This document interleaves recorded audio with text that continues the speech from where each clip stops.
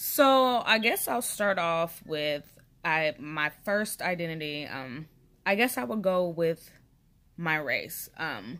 Being African American is something not only that I take pride in, but it's a double-edged sword for me because a lot of people can have or exist in a stereotypical idea of what a black person is, and the experience that I've had in life hasn't been stereotypical. I was raised by a single mother. However, we owned our home. We had a nice house. I went to private school, went to boarding school, went to like nice places. I didn't kick it in the hood, as people would say. So I had a different experience, and I was always a nerd at heart. And even when I went to like public schools, the black kids wouldn't necessarily uplift that part of me, me being smart. So I would hide it sometimes. But as I got older, I grew into that and understood that that was a part of my blackness. Even if people would say, oh, you're being white. If I'm being intelligent, if I'm holding, intelligent conversation or thinking critically in my black skin, I am being black. So I feel it can be a double-edged sword, but I feel it is a strength, especially when I'm interacting with people and I experience the like microaggressions of, you're not like other black people, or you're not like most black girls. And I have to remind them, oh, I am. I don't know the black girls that you know, but the ones that I engage with, the ones that I was raised by are very much so just like me. So maybe you should broaden your horizons instead of making me the token.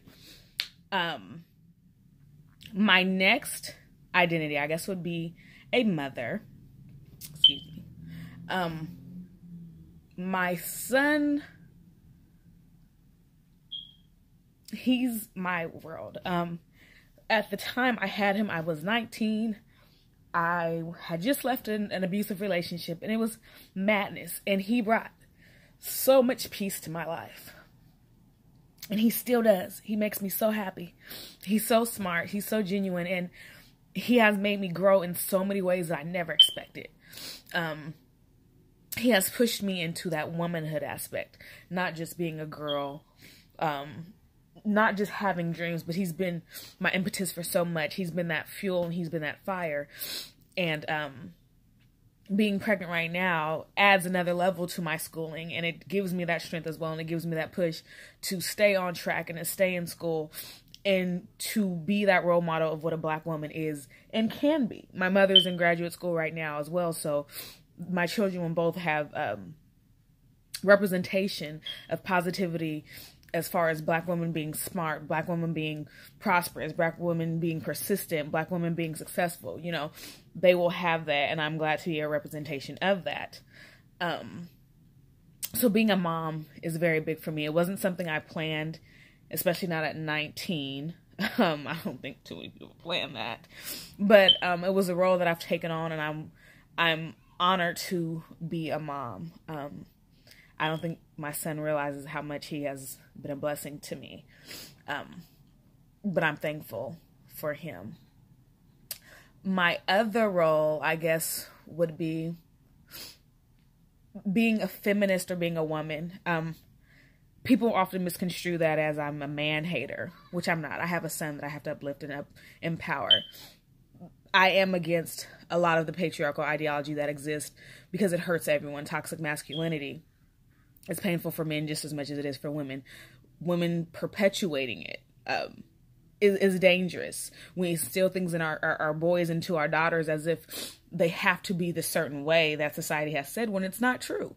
So I take pride in that I push for empowerment for everyone, because patriarchy itself is a system. It isn't just about men. Like I said, women can perpetuate it. Everyone can perpetuate it if they choose to. I look at the system and the ideology behind it that suppresses our growth. And that is what I combat. That is what I go against. And so all of that is connected with even with my mothering, and like I said, even my blackness. As a black woman, I fight a different battle from other people. Yet I feel that I am in a common battle that we all share. We're all fighting for something. All of this, being a feminist, being black, being a mother, has prompted me to always, push for social work, because I am for people. I'm for the betterment of our people. I'm for the betterment of the human condition itself. Even within that, I volunteer with the Multnomah County HIV Planning Council, because it is an issue that has so much stigma attached to it that no one wants to combat it a lot of times, or no one wants to talk about it. And they're unaware of the large strides that have been made, especially in Oregon. They're pushing to have a 0% like new cases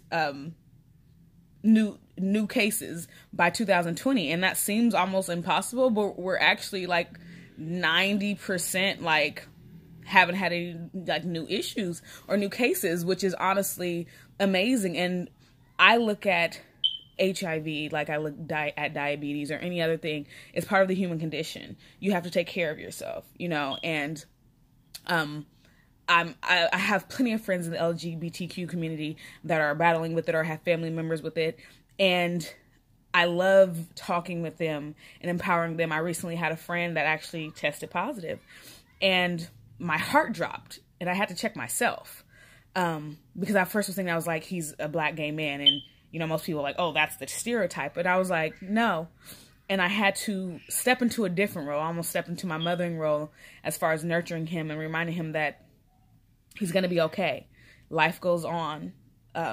He's perfectly capable of living a long and healthy life, but he has to get rid of the toxicity within that. And I push that for anyone, whether you have nothing, if you're immaculate health, or if you have cancer. I'm going to tell you, get rid of the trauma, get rid of the toxicity, get rid of the drama, surround yourself with positivity, surround yourself with people that genuinely care about you and want the best for you and that are going to be there. And sometimes those people don't look like you. And that's why I say we're often all in a fight together, because sometimes your greatest help and your greatest allies look nothing like you. So those are my social groups that I connect myself with, and hopefully you enjoy.